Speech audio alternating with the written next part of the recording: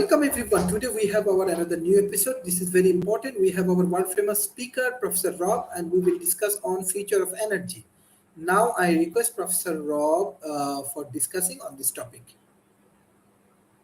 Okay, future of energy. We've gone through a lot of changes over the decades and centuries in terms of how we use energy. Manpower, animal power, water power, steam power, electrical power, and currently we're on a significant path to converting as many things as possible to electrical power and getting off of fossil fuels. I left out fossil fuel power, which has created the problem for the planet. Future of energy is most likely not fossil fuel unless we can find a way to consume that more cleanly. And there are other issues with regard to fossil fuels that come from how we extract the fossil fuels, how we extract the oil from the soil, how we extract the oil particularly from shale, that can be problematic to the environment. And in most cases, because these oil is effectively a carbon sequestering medium, burning it is probably unwise to begin with. We want that carbon to remain in the ground. We sure as heck don't want it in our air and water. And yet, by using it, we have issues with both. And we're certainly, many of us are experiencing the advent of climate change as a result of that. So the move is to electricity, and the question is how do we generate it? The things that we're currently using to generate electricity, which include oil and gas-fired generating plants, coal-fired plants, newer plants that come from solar energy, wind energy plants. We have geothermal as a very interesting way to generate power very cleanly and without some of the implications and problems we've had with the other modes. And more recently, we've had fusion pop up as a way to replace nuclear energy generation with something that's even cleaner and has less waste and far more efficient, and potentially far more efficient. The other things we've looked at is using orbital solar, where we use solar capture, and then you effectively beam the energy down to the planet. That's been problematic mostly in the last mile. Both getting the equipment up into space is expensive, and then maintaining it once it's there. And then and we've got a lot of junk in orbit would probably tear up any low orbit or medium orbit generating facilities that we'd have to get rid of first. But then is that power beam that comes down that we make use of and distribute, not only is it relatively inefficient, it could be problematic if it drifted. And so the solar generation of power probably for the near term is going to remain focused on the needs that would exist in space. So if we have manufacturing in space, undoubtedly we'll be using, at least as part of the energy generation, some form of solar, as we always have. But the idea of using orbital solar as a way to create power on the Earth, or at least right now, it looks to be non-viable, at least from the cost benefit standpoint. The other issue we've got with regard to electricity is distribution loss, and two really, storage and distribution loss. Our storage mediums for electricity are very inefficient, and the batteries are the most common.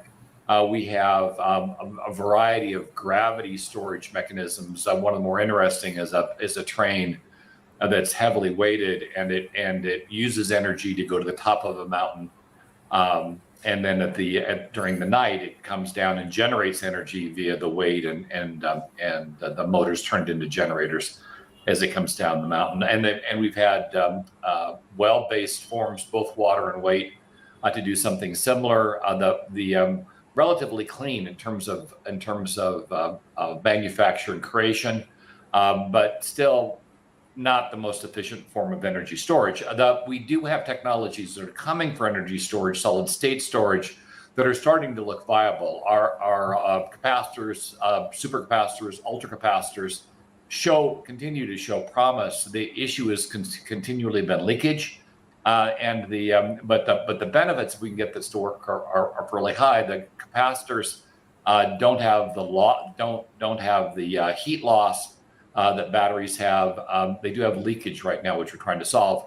But you can also charge them and discharge them much more quickly. You can dump a capacitor almost instantly, where if you do the same thing with a battery, you probably have a catastrophic event. As we've seen when a lithium-ion battery goes up, it tends to go up because of a short that causes the lithium-ion battery to combust, and lithium-ion burns relatively hot, and it's very hard to put it.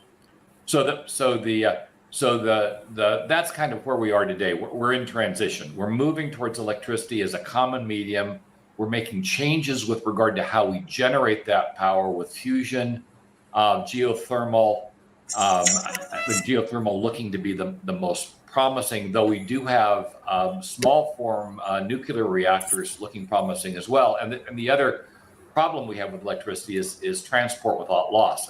We lose a lot of electricity in transport, and if we could move generation much closer to usage, then you gain efficiency because you're not losing the electricity via transport. And that's why solar panels on homes, offices, and factories make a great deal of sense, because because particularly with regard to factories tend to operate during the day. Solar energy is functional during the day.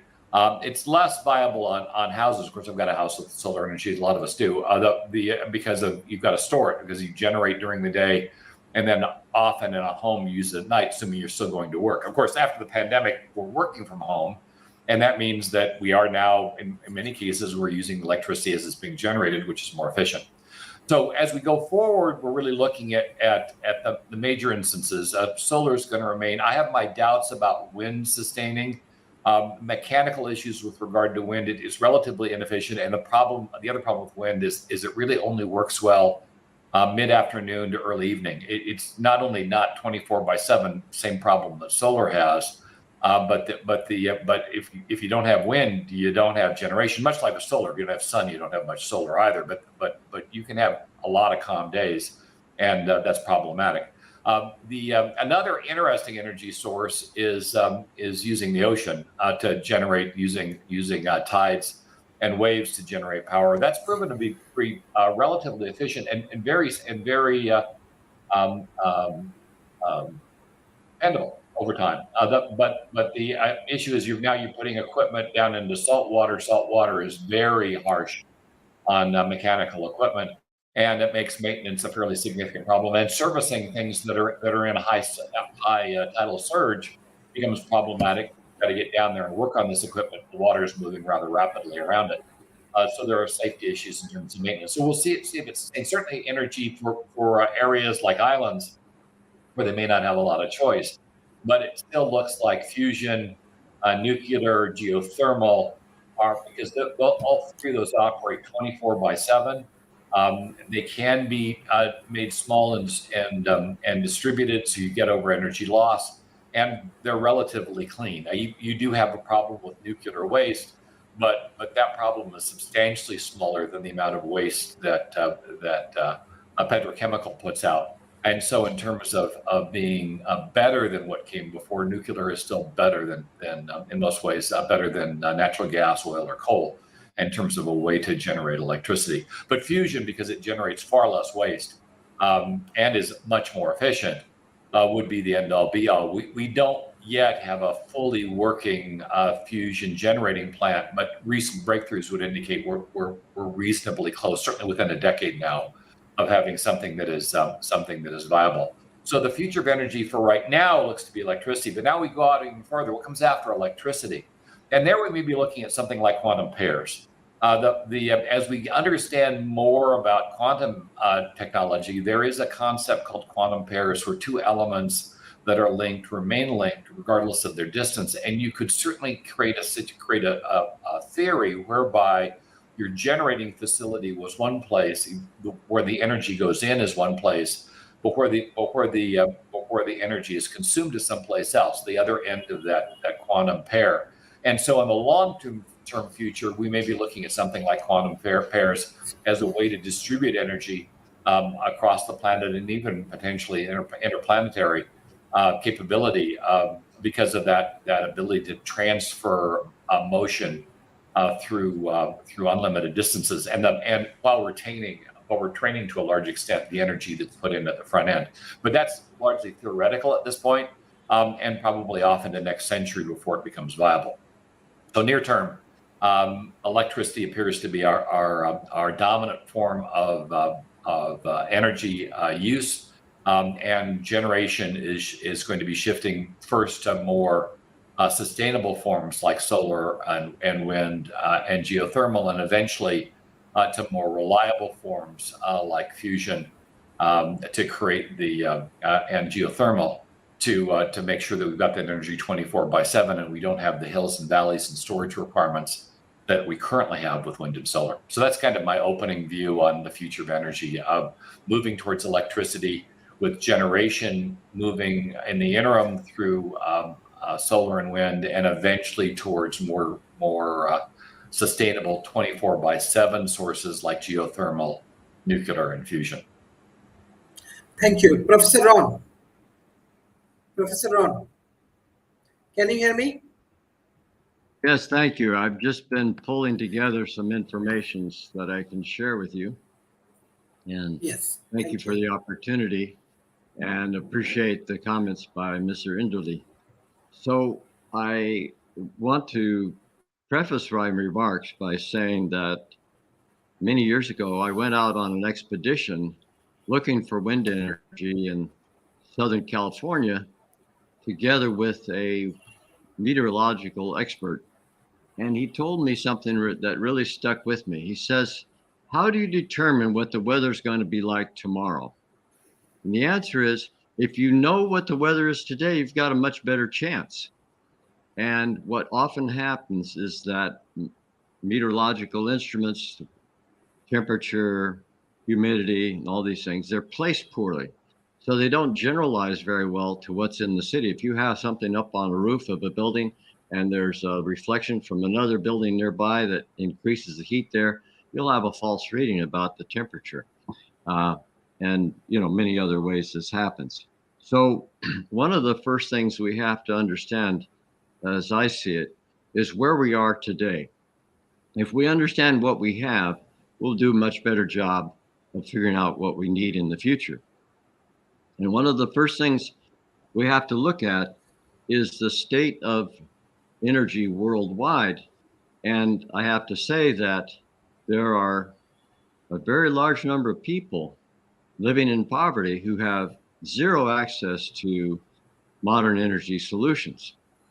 And they're using firewood even to this day, which is devastating even now towards desertification of countries in Africa and Asia and even in the Americas to some extent.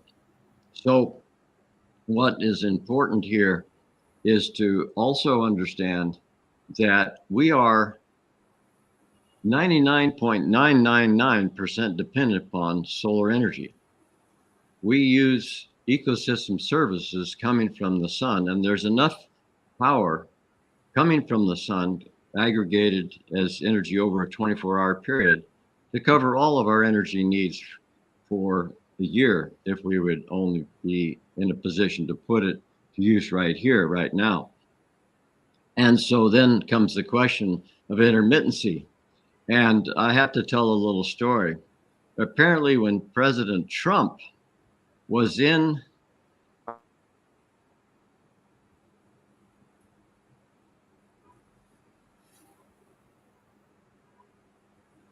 Uh-oh. Ron, I don't know if you can hear me, but Sorry. we lost your signal. Yes, Your screen's not black Professor and we Rob, can't hear yes, if you share your views about this you. topic.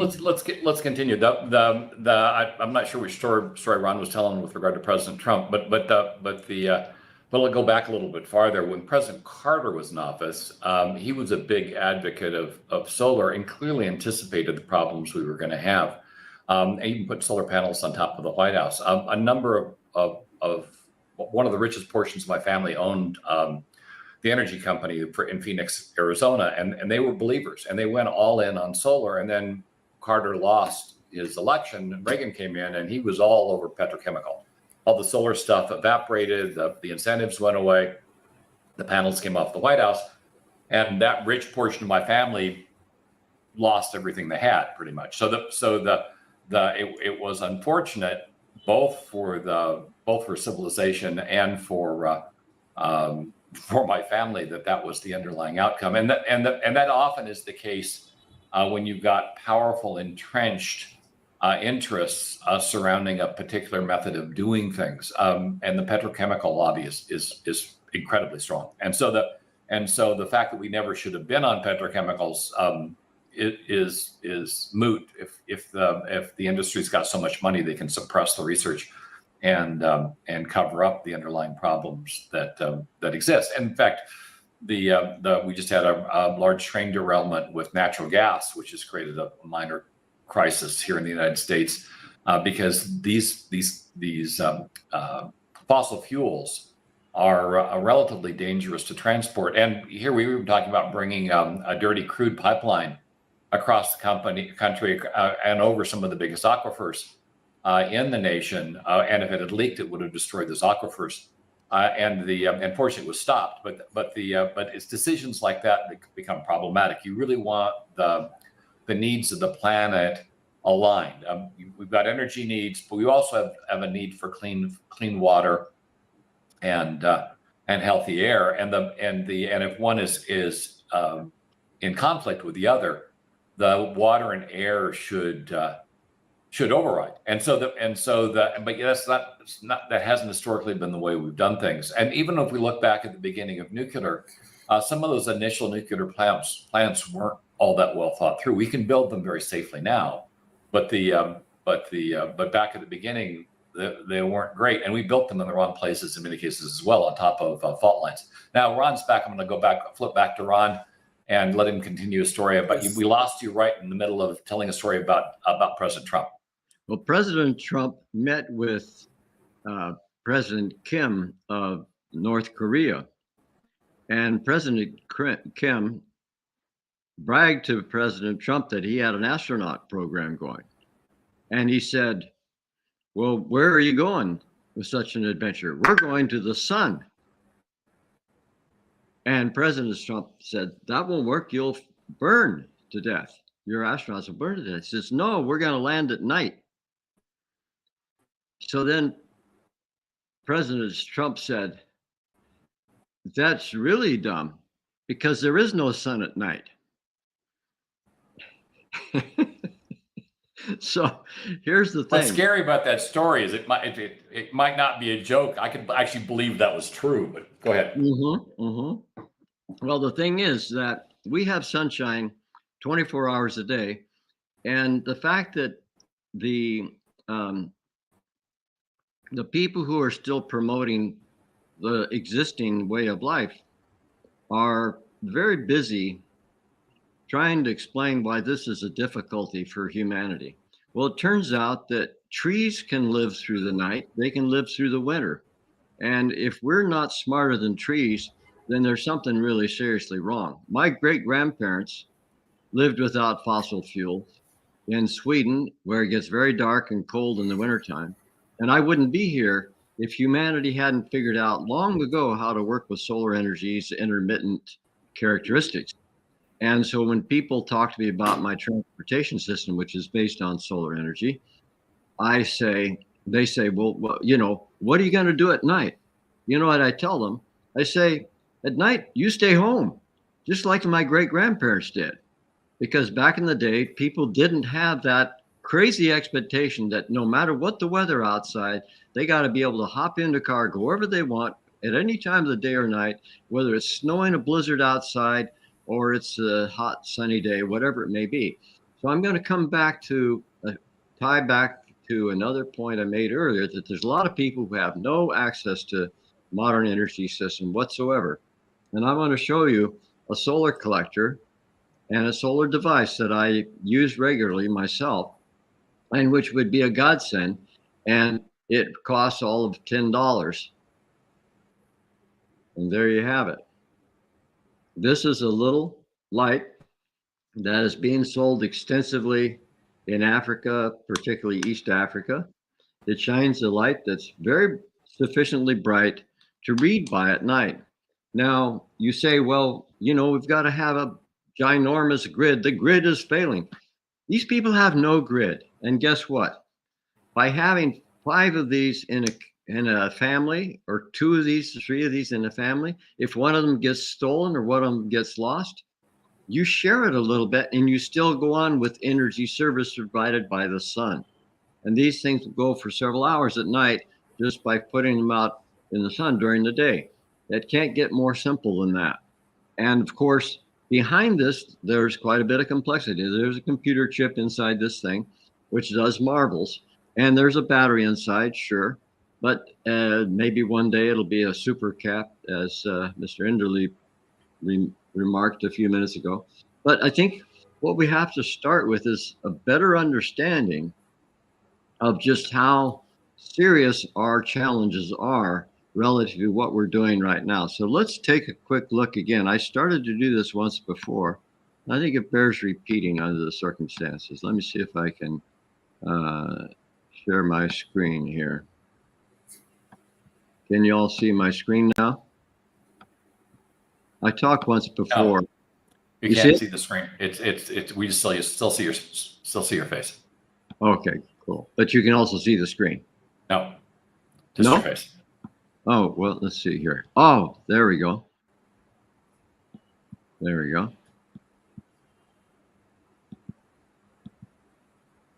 No, still the same. I see what you're saying. Now I think I got it. How's that? Nope. Wow. No, just the 3, just our 3 heads. Oh, there we go. Okay, Oh. we got it now. Okay, cool. All right. So now I talked about this before. I have this designated this the X to M club. These are the countries that at one time were exporting oil. And what's surprising to people is that China at one time was an exporter during the Reagan years. And then in 1993, it became an importer. Then you look at Peru, had a heyday back in the 80s, and they became a net importer. Indonesia was kicked out of OPEC for the reason you see right here. They crossed the line in 2003. Took a couple years for OPEC to kick them out, but clearly they are no longer a part of the export club that gets revenue from doing fossil fuels, in this case, oil. Egypt had this big hullabaloo in 2010, Arab Spring. Everybody thought it was the rise of democracy. No, it was the fall of oil. Vietnam, Malaysia, Syria, Argentina, Yemen, United States. Oh, that was back in the 1940s. They became a net importer after the Second World War. And there's others to come. Why do I call attention to this? Well, because frankly, we have to start thinking differently. And it's not just about the, well, let me put this slide up. This kind of, I call this Swenson's law. Everybody can have a law. This is my law. What I have to say is that oil supplies are going to diminish. And there are various ways that we can tackle that. One is by conservation. Another is lifestyle change. The other one is substitution. And what was talked about today already was about the use of electricity to substitute for fossil fuels from various sources, whether it's renewable energy or fossil or nuclear power. But the last one here on the list is deprivation. And I think I'll end the story there. Right. The alternative we have to continuing with what we're doing today includes deprivation. That means very serious lack of energy resources to work with to maintain our civilization. And at the rate we're going, by clinging to these artifacts of the past, we are just perpetuating and bringing ourselves closer to the cliff when we might have a very serious decline. So again, going back to looking at where we are today is living with the delusion that the large burst of more fossil fuels in the last 10 years in the United States from fracking we're now the largest producer in the world, blah, blah. That is taking ourselves on a race to the bottom of the barrel. We're trying to get to the bottom of the barrel. Saudi Arabia is working towards the bottom of the barrel. And every time they make a new technique to extract it faster, they're just bringing more and more the chance of taking care of our problems by deprivation, meaning that we'll just do without. And there will be many, many more people suffering than are already suffering from climate change and from the consequences of us using fossil fuels. So the first thing on the list, therefore, is look not for just finding more sources and better ways of generating electricity or finding other fuels. No, the trick is to find ways to do more with less right from the get-go. So if I take the need for mobility and I solve this problem by having 8 billion Teslas or equivalent built as electric cars, we're missing the point entirely, because for 23 hours a day, that Tesla or any other car is sitting doing nothing but rusting away in the parking lot or in the garage. And by the way, that garage probably cost you $100,000 in a modern US city. So why are we using cars? And what I bring to the table here, another point was made earlier by Mr. Enderle, is that we have our energy coming from far away. And if we could get it right nearby, how better that would be. So we have developed a transportation system based on the energy that comes right here, right now, and use it right now. And here's the picture of it. As you see here, we have a solar canopy that runs continuously over a street, and under that canopy is a track which will carry a car containing 5-10 people. It's available on demand, not on a schedule. So the convenience factor goes way, way up, and it becomes attractive not just to the poor who will stand around for 20 minutes when they missed a bus, but to the wealthy who have a busy schedule and they can have a car waiting for them within 5 minutes by going to the app on their phone, which I have sitting right here. And by the way, in my living room here, I have a sample of this. We'll have to show you this sometime, how this works, because it's basically an automated transportation system. But by going above the street, we liberate the ground level for human beings to occupy. And coming back to that key point, what do you do at night?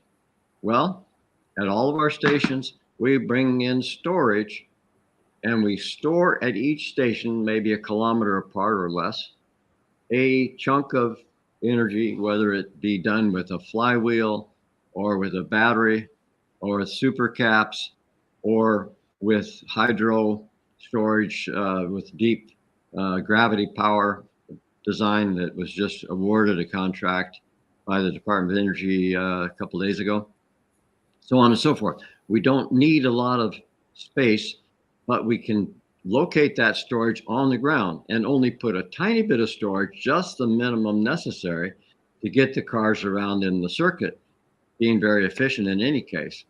And those are charged opportunistically between rides at the stations. So they don't have to carry 500 miles of batteries that are the result of extractive practices that are very onerous for remote communities around the world and for the exploitation of the poor and the contamination of areas due to mining. So actually, if we stop trying to replicate exactly what we have today, what is this great innovation that has 4 wheels, it weighs 2 tons, and it goes 60 miles an hour? I'm sorry. Henry Ford figured that one out. What we're doing today is with electric cars is no different. It's nothing. It's not going to get us there, because we don't need 8 billion cars on this planet. I'll stop there for the moment. Thank you. Professor Rob. Well, that's a good point on not needing that many cars. One of the simulations that the industry's been running with regard to autonomous vehicles and that's got a lot of people concerned, is not only the ones that got the insurance companies concerned, which is that you don't really need expensive insurance anymore because accidents drop rather catastrophically. Which insurance companies, that's how they make money. So the not from paying for accidents, but by charging you to offset, which is a significant risk, and if that risk is no longer significant, you've got a revenue problem. But the other issue is why do you need to own a car? If the car is autonomous, it can just come pick you up and take you where you want to go. Uber on steroids, and one of the reasons Ford has hedged and has started to research creating their own version of Uber is because they recognize if Uber rules the world, Ford becomes a part supplier. They compete to be the lowest bidder in whatever that transportation mechanism is, and they're no longer. It's like being the difference between building PCs and building monitors in the IBM era. You don't want to be a monitor supplier, a set-top box supplier, because you're going to be existing on razor thin margins, because that's the way those industries work. So there's a lot of concern about that transition into a shared vehicle concept as opposed to an individual ownership concept, and what that's going to do to the automotive industry. On the other hand, in terms of waste, it's going to be significant and beneficial because, as Ron pointed out, the automobiles, one of the largest wastes we currently have. The vast majority of the time, the automobile sits and it doesn't do anything. Though, frankly, if you look at most of our appliances, they sit, don't do anything for much of the day. A dishwasher might be used once a day or less. So some people might even use it once a week. Clothes washers, about the same. So it's not like we don't have an overall issue with regard to using appliances in a fashion where they're not used consistently. That much of the time that they're left inoperative. Fixing that's going to be it's going to be interesting because the drivers, the people that are currently buying automobiles, are rejecting the idea. At least the older generations are rejecting the idea of moving to a shared automobile model. Now, having said that, younger generations are not getting licenses, driver's licenses, because they don't feel they need to. They can just take Uber. So it would appear to be a generational change, maybe required to move from the model we have today, where we each own our automobiles, to one where we each subscribe to an automotive service, and we no longer drive. And that's often the problem when you're trying to change mass behavior. We are creatures of habit. We like things the way they were, the way they've always been, and we reject change, which is problematic for technology, because technology by its very nature drives change and drives it at a very rapid pace. The advent of artificial intelligence, and particularly generative AI, which nobody was really talking about 4 months ago, and now has just completely thrown a good number of markets on its ear. I mean, even the advertising market, companies like BuzzFeed just laid off, I think, 30% of their people, replacing them by generative AI. And to be fair, generative AI is just its beginning. It's not even mainstream yet, and yet it's already having a more significant impact than the internet had in the early years. And it's having it over months as opposed to over years. So we're looking at a massive amount of change going forward. Ron's also correct that one of the ways to deal with the energy problem is reduce use, increase the efficiency of your use, and reduce unnecessary use. After the pandemic, we were shown rather dramatically that most people didn't need to go into the office. They didn't need to commute. Though currently an awful lot of companies seem to be trying to drive people back into offices, but not all. A lot of people are staying at home, and as long as workers retain the initiative, it's going to be tough to get them to go back into offices. But of course, that's changing as well. We're going through an economic change that may again put employers in control, and employers want people to go back to work, and it's incredibly wasteful. Instead, we should be working even harder on tools like the one we're using right now that allow people to work from wherever they are and do so successfully. Even if we're not talking about energy, the safety benefits are significant. I have to fly a lot, and certainly I'm concerned about the number of close call accidents the aircraft have had recently, because I've been in a few of those over the years, and they are not fun, and certainly less fun if it's not if it's no longer a close call and you're actually in an accident. Fortunately, I've never had that experience. But the way to keep safer is don't be mobile. If you don't have to go someplace, don't. And so that's the ultimate form of energy conservation. You're not using it in the first place. You don't have to make something more efficient if you're not consuming to begin with. And it's a lot easier to stop consumption in some cases than it is to significantly increase efficiency. One of the issues we're dealing with, though, with regard to electricity and solar is storage. And the reason we're dealing with this problem is for about 70 years, we thought lead acid was good enough.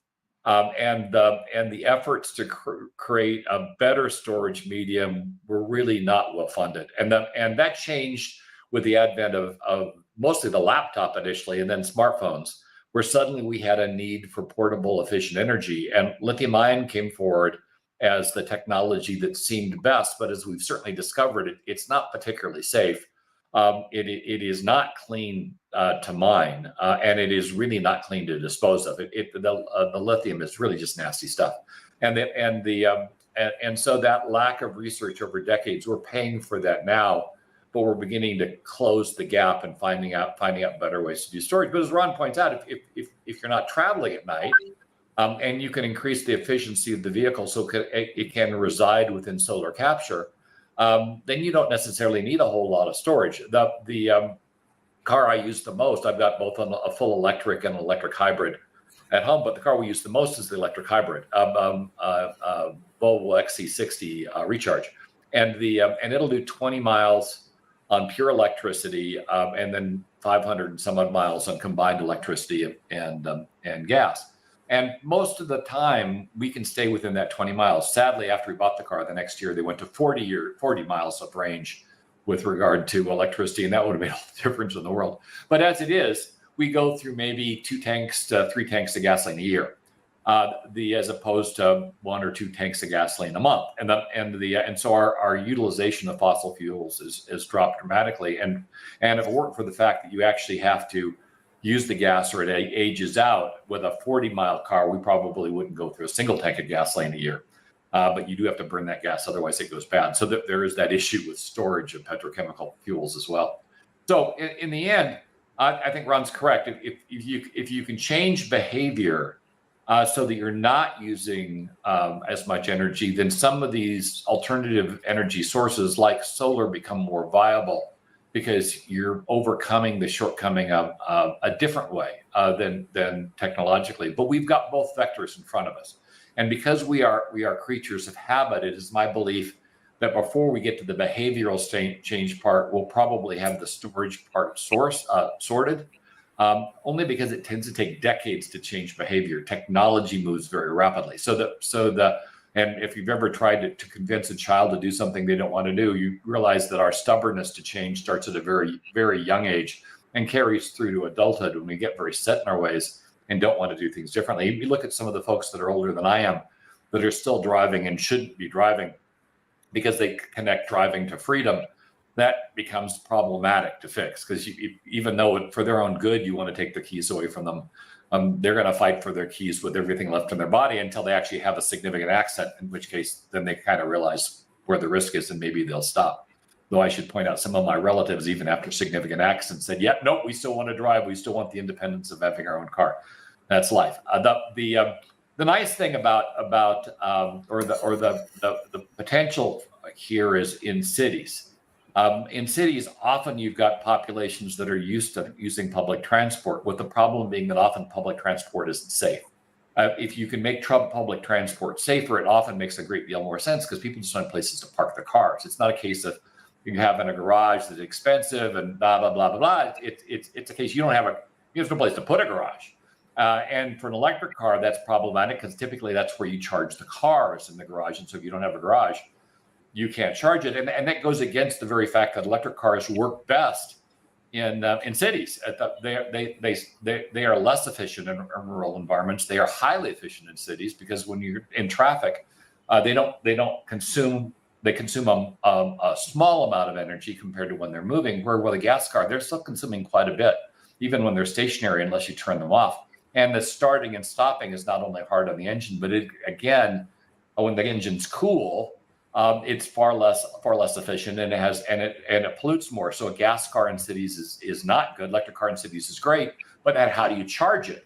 And we've looked at a number of things, including inductive charging, to make that happen. But then somebody has to fund the inductive charging to make that go. And so the idea of coming up with a service that supplied the automobile, something that was kind of like a subway but more personal and potentially more individual, could have a lot of viability. But you're still going to have to build the infrastructure to charge the vehicles, to store the vehicles when they're not on call, and then deal with the traffic that results. And that means you're probably going to need to get all the other vehicles off the roads.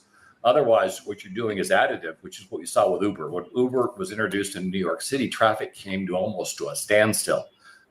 In an area where they already had large traffic, instead of replacing existing vehicles, they were additive to the cars that were there and created significant problems with regard to traffic and parking, because now the Uber drivers are parking places where individual drivers have been parking before. So all of this has to be approached kind of holistically. And my hope is as we build some of these cities of the future, folks will be really thinking through these aspects of energy storage, of charging, and really in looking at some of these distributed autonomous vehicle systems, which are in trial in places like Las Vegas and Dubai today, as the predominant way of moving people between locations. So you never start down that path of having individual vehicles. Granted, the very wealthy are going to want to break this and have their own methods of transport. But in line with this, we are actually building up capabilities in terms of flying vehicles, and perhaps for the very wealthy or those that are influential, they take to the air. And that's the way they demonstrate their status, is their flying location to location in computer controlled flying vehicles, and the rest of us are locked on the ground. We'll see if that works. But fundamentally, we need to think of this holistically, because there are a lot of players. There are existing energy providers who are going to fight change. There are habits and people that like having their own cars because they feel it gives them freedom. And there's the fact that our existing cities' infrastructure is aging and problematic to begin with, and overlaying that with yet another technology could be equally problematic, making it look like new cities might be the best way to do this. So you could ground up redesign against the problem and create something that's viable from the get-go, as opposed to a patch that may be underfunded and undersupported and might fail as a result of that. Not because the idea is bad, but simply because the folks that are trying to implement it haven't thought through the entire process. Now pass back over to Ryan. Professor. Thank you, Professor Ron. Okay, so there's recently an article in Bloomberg pointing out that $100 billion has been spent on automated vehicle, and we're still not there. And the term that is often used in association with automated vehicles is smart cities, because the car is smart, everything else is smart. Nothing could be further from the truth. The smart city does not have cars in the same place where it has people. If people and cars are in the same milieu, the laws of physics, I don't care how much you sprinkle fairy dust on this 2-ton box going along at 50 kilometers an hour, it is a danger to people and will remain so for the foreseeable future. And so the only option we have is to go below, which is very expensive, except on a per capita basis in very large, very dense cities, or you go above the ground and thereby liberate the city landscape to humans. And that is talking about city life. But I come back to the billion people who've probably never ridden in a car, or maybe 2 billion people. I don't know the numbers.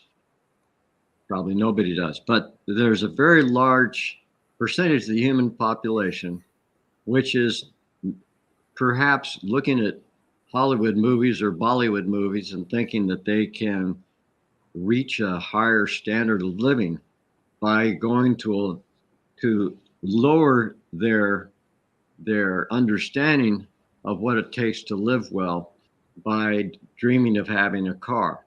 And a lot of this conversation is centered around the automobile. So if we're going to predict the future, back to my original point, we're going to have to look at what we have right now.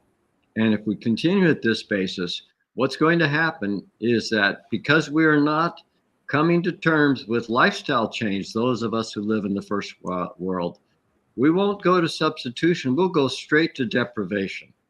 And my objective here is to have the opportunity to warn people to do a lifestyle change to directly reduce energy usage if you're living in the first world. And if you're in the third world, so-called, this is your opportunity to shine in the sun and to develop transportation systems that are separate from the city milieu, in the sense that they do not interfere with the normal mobility people have by walking or perhaps using a micro mobility, a scooter or a bicycle. Very efficient forms of transportation, very workable. And so I have to leave. I've got commitments today, but I come back to the saying in conclusion that safety and connection with nature is completely in contrast to, I don't care what it is, electric vehicles, vehicles running on water, vehicles that are completely automated so that they can spray fairy dust in front of them and then people part their ways. All that malarkey has nothing to do with our reality. We must learn, if we're going to have smart cities, to make cities accommodated to the human pedestrian in its natural state, not surrounded by a ton of armor going through and becoming belligerent to all the people around. So my closing remark is get off of oil and abandon the automobile, which is an artifact of the oil era, and switch to solar transportation. Solar mobility is delivering the power right here, right now, and only needs a tiny bit of storage compared to what it would require if you put 500 kilometers of batteries in a vehicle. And we have that opportunity right here and now, and this is being adapted and adopted by cities in Africa and Asia. I'm not counting on cities in Europe or the Americas to begin as soon, but we're getting very strong interest in this technology that I've told about. I think that's the future of energy, because mobility and energy go hand in hand. Thank you very much. It's been good to see you all. Thank you. Thank you. Professor Rob. Well, Ron made some good points. If you look at some of the cities that have aggressively gotten rid of automobiles and taking them off the road, which were Finland, Norway, Netherlands, and other areas, the cities look to be much more livable than those that have vehicles. Instead of roads, they've got parkways. People are on bicycles instead of in cars, which tends to make them healthier. You're getting your exercise going to and from. I remember I used to ride my bike to work. It was just a great way to start the day. And other than the fact that my office was kind of a tomb at the time with no windows, the big tomb, but it was a tomb. Going to and from work was one of the best parts of my day. I just kind of relax and ride my bike to and from home. So it's a great way to think about how we maybe should build cities of the future and rethink how we're moving people around today. But the topic was future forms of energy, and part of that, of course, is conservation and staying home. But the major part of this is thinking through where would you make investments if you were investing in the future. And here, I think, long term, your better investments are probably not going to be in wind, and it could be in solar, but might be better in storage in terms of if you're gonna because the storage aspect isn't going to go anywhere anytime soon. And if we can get better storage, it fixes a lot of things everything from vehicles all the way through to personal electronics, where you still have the issues with solar and wind in terms of being able to generate 24/7. And while we develop windmills that aren't as harmful as birds, and despite what some politicians have said, no windmill has ever caused cancer to my knowledge. The traditional windmills have been problematic for bird populations, but we have designs that are at least as efficient as these and are safe for birds now. So that's not really it. The issue with regard to wind is it's very dependent upon the weather. And as Ram again pointed out, there are only a few places. I mean, the places where you've got sustaining winds you can depend upon, which is often offshore, aren't well distributed, and wind generation in cities is problematic because of the what buildings do to wind movement. There have been some creative ideas with regard to how you might put, or where you might put windmills at the edges of buildings, catching the updraft, for instance. Looks to be a sustainable way to do windmills, but it destroys the look of the buildings. The windmills do tend to be noisy, especially if they're high revolution, and so the people that are near those windmills might have issues with them. Not to mention the fact that a lot of those designs are the old bird killing designs, and having a whole bunch of dead pigeons outside your building probably isn't going to be great either. So solar is a bit more interesting because we're gaining efficiency, and the moon does generate solar energy on reflection, and if we get efficiency up high enough, at least when you've got clear sky, you can extend the generating period rather significantly. The issue then is where do you put the panels? And while in urban settings you've got a lot of areas to put panels, when you're talking about cities, a lot of times the roof space on a skyscraper just isn't good enough. Which means you've got to put up big solar farms outside the cities, and you've got land usage issues already because that's why the city went vertical, and now you're trying to take over often agricultural land and putting in solar areas. Now you can put the panels up and you can farm underneath them, which I'm kind of surprised we haven't done more of. And there have been designs where you take the solar panels and put them over canals and put them over freeways as a way to solve the problem. And the panels will shelter to a certain extent those freeways. For instance, if you have a major snow event, assuming you've made the panels strong enough, the panels would keep most of the snow off the roads and allow at least your major thoroughfares to remain open. So there'd be secondary benefits. But that would certainly mean somebody's going to have to go through and install these things, and you still have the transport issues to deal with. So it does look to me still like the future of this is going to be distributed power, aggressively distributed power. And for distributed power, it still looks like geothermal, fusion, and nuclear are your better bets because they don't take much much physical space. With geothermal, you're going down, not out. With both nuclear and fusion, you've got discrete plants, and with micronuclear, you could build a nuclear reactor about the size of a refrigerator. There certainly are some issues with regard to distributing nuclear material, which we may deal with in a different session. But the idea that each house could have their own nuclear reactor was something we were actually discussing all the way back in the 1950s. In fact, back then we were talking about putting nuclear reactors in automobiles, much like we did in submarines, and even at one point we had nuclear reactors in cruise ships. But the dangers of the nuclear reactor, I mean, what happens when you get into an accident, for instance, became kind of problematic for anything that's moving. But for things that are stationary, assuming we could get fusion reactors down to the same size levels, there would be no problem with being able to drop generation into your home.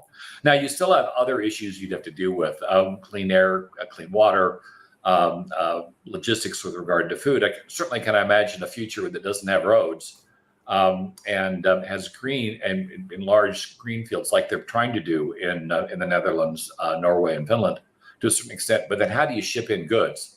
Where do the semis go? How do you get your UPS delivery? How do goods flow between the locations? But some of that can go on bicycles, but I would argue a lot of it cannot. And that means we have to look at things like heavy lift to move things in and out by air, and that has the same issues with regard to the weather that wind farms have. You're not going to be able to move in the air if you've got a weather event, and yet if you need to deliver medical facilities or capability to a hospital, you're going to have to find a way to get there. So So we've got issues to deal with. In terms of energy, though, I do think the future of energy is going to be distributed microgrids. What looks the most promising is fusion long term, with some possibility that geothermal come back in. The issue with geothermal is it's very expensive. When you're looking at geothermal, you have to drill very deeply, and that makes it expensive. And then if you have an earthquake event, you could compromise rather significantly the geothermal plant. So I think those are workable issues to solve, but the cost issue is probably going to be sustaining because you do have to drill down quite deeply for a geothermal plant to be viable. And that brings back up this idea of either small nuclear or more important fusion, because that nuclear waste with a micro plant is probably going to be significant. If we're talking about a lot of generating facilities, you're talking about a rather significant amount of nuclear material movement, and that could be problematic in a whole lot of ways that we haven't yet addressed, where fusion doesn't seem to have that problem. So electricity is at least for now appears to be the future, with quantum out on the fringes, and the microgrids and as being the methodology, and our cities of the future, at least where we're living, would as a result be far greener, would be far more dependable in terms of energy usage, and likely lead to a much better quality of life. With the end point, and bringing Ron back into this, is if we can cut down on our use, cut down on unnecessary travel, unnecessary movement, we can better insulate our homes, so less heat loss, less energy loss due to heating and cooling. We could do things like remove the windows and put in displays to make the building more contiguous, which would also make them hold up against weather events much better. There are a number of things we could do to make home living more efficient and remove a lot of the unnecessary travel and waste that is currently occurring. Thank you, Professor Rao, for your excellent contribution for today's session. Thank you for joining today. Thank you. Bye bye. Take care. Bye bye.